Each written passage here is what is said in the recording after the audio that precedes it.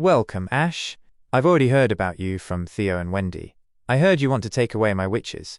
Your witches? Don't be so arrogant. They are all living human beings, not your personal belongings. I didn't expect to hear such democratic talk in this era.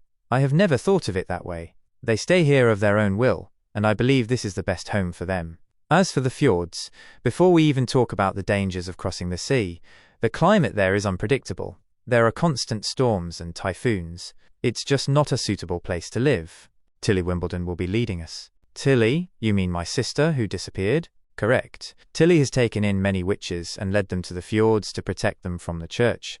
Under her leadership, we'll use our own strength to build a place to live and deal with natural disasters. As for you, you can't even recognize how many stupid things you've done. The news you spread will only lure the church here. You, the God's punishment warriors. I heard Wendy mention them. Are those the church's strongest forces? Then, as an extraordinary, how many God's punishment warriors can you fight? I can manage to defeat 3 of them. Then, let's have a battle. What? A fair test. 1-on-1. If my knight can defeat you head-on, then that means I have the power to fight the church, right? Ash laughed and reached for her sword. At this scene, Roland, Anna, and Nightingale were all puzzled, but soon realized Ash misunderstood, as Roland didn't mention when the battle would happen. Interesting. There's no way I can lose. Call your knight here right now. Oh, not now. I need a week to prepare for the test. During this week, you can live in the castle, alongside the witches, and experience life in this town. You might even take back your previous views. Or maybe in 7 days, they'll all change their views and follow me out of Border Town. Wait, I had a feeling of familiarity when I met you just then. Have I seen you somewhere before?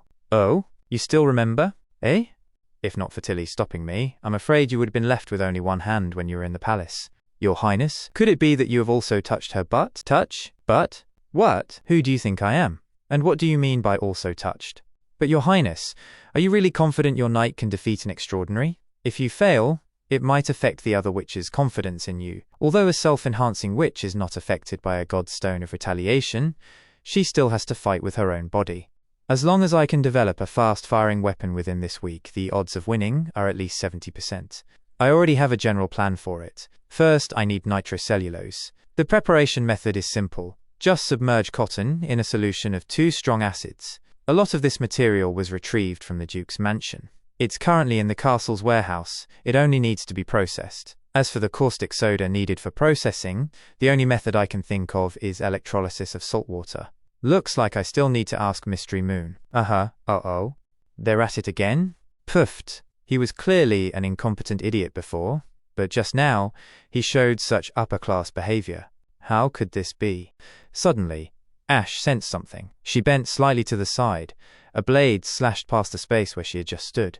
Ash quickly retreated, hand on her sword, sensing Nightingale, now invisible, behind her. She swung her sword at her, but Nightingale reappeared across from her, uninjured, having released herself from mist form. You are indeed an extraordinary. Oh? Is this some kind of warning? I'm just curious about the power of an extraordinary. I thought you were here to execute an eviction order. Not that. You're His Highness's guest. I hope you can properly enjoy your time in Border Town, but if you hurt or threaten His Highness Roland, then I won't purposely miss next time. This was chapter 103 of Release That Witch. If you like this series, subscribe. Thanks for watching.